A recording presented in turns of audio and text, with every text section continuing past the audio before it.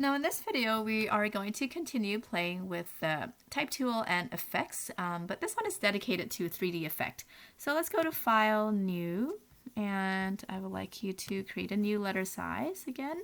Let's practice using our type tool, and I'm going to start with a very big, I'm going to go click on character here, and I'm going to start with a very big size, so 72. I'm going to choose a very bold font. Okay, very, very thick font, and you should pick a really thick font as well. Then I'm going to click 3D box, okay? And I actually want it even, I actually want it even bigger than that. So I'm going to go select my text with my type tool, and I'm going to see if I can select something even bigger, or I can just type in 200. There we go, 3D box. Maybe that's a little bit big. I'll go 150, and there we go. Go to my select tool so I can move it around. And I'm going to make this white fill inside and a black outline. And let's everybody do the same. Write the word 3D box in 150 point font size, and let's have a stroke of black and a fill of white. Next, I would like you to go to Effect, 3D, and let's go Extrude and Bevel. Okay, so this is just something fun. You can do a little 3D effect here. You can see that you can change which way your text faces, right? There you go. 3D box. All right, so that's kind of fun. And you can also go here, extrude depth. You can make it extrude even more. You can change it to wireframe shading or diffuse shading or no shading, plastic shading.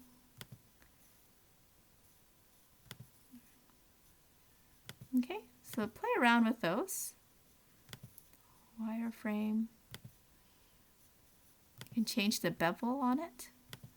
I'm just going to go none because it's looking too complicated already, and maybe 500 is a bit much. I'm going to bring that back in there.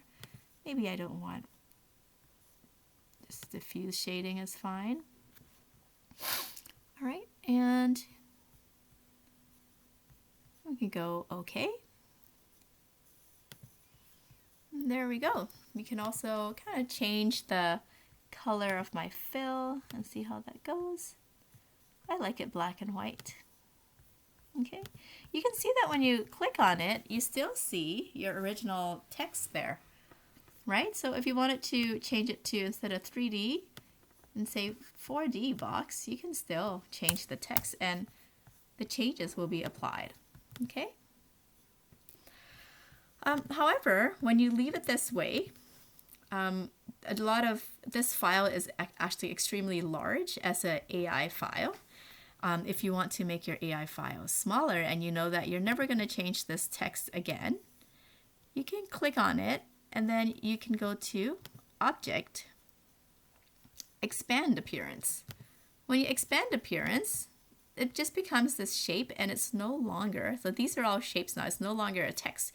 You can no longer go back and change the text. So for example, if you wanted to change 4 to 5, then you can no longer do that because these are all shapes and they're no longer text. Right, so I'm going to go to Edit, Undo, Expand Appearance. So here I can show you that here I can still change the text at any time that I want. Okay. So I would like you to sort of experiment and play around with this sort of 3D effect. You know, you can have more than just one word on there. You know, take your time, spend about maybe 5 minutes or so on this activity, and then I would like you to go to File, Save As. Oh, sorry, not Save As. Again, I'd like you to go to File, Export, Export As, and then JPEG, and this would be activity sorry, this would be activity, and let me just cancel that. I think that didn't go too well. So export as, and it'll be activity 5, I believe, and JPEG, and then export that. Go OK. All right, so we have been exporting as a JPEG. So when you open up a JPEG, it would just show you a flat image, right? You can never go back and change anything in it. If you want to be able to save your work as a working file, like you do with a PSD with all its layers and all its information, then you have to save it as an AI.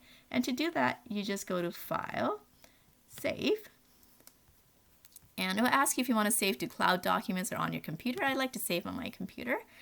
And this would be my 3D text. Okay, and I'm going to save it as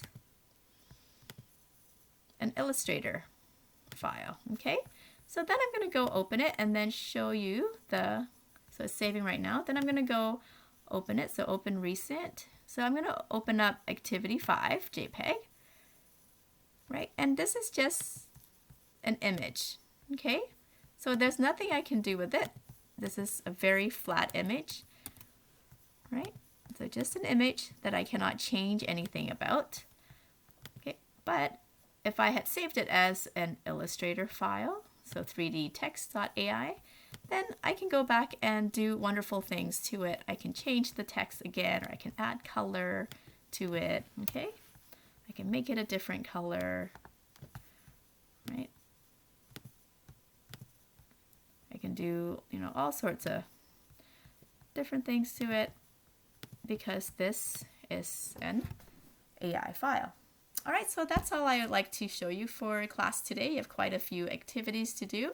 I hope you enjoy kind of getting familiar with the workspace in Illustrator and all the new tools that you're learning, maybe some not so new, but just in different ways. So have fun exploring. Don't rush through this first class. Make sure that you take your time to kind of play around with the different tools. All right, I'll see you again next class.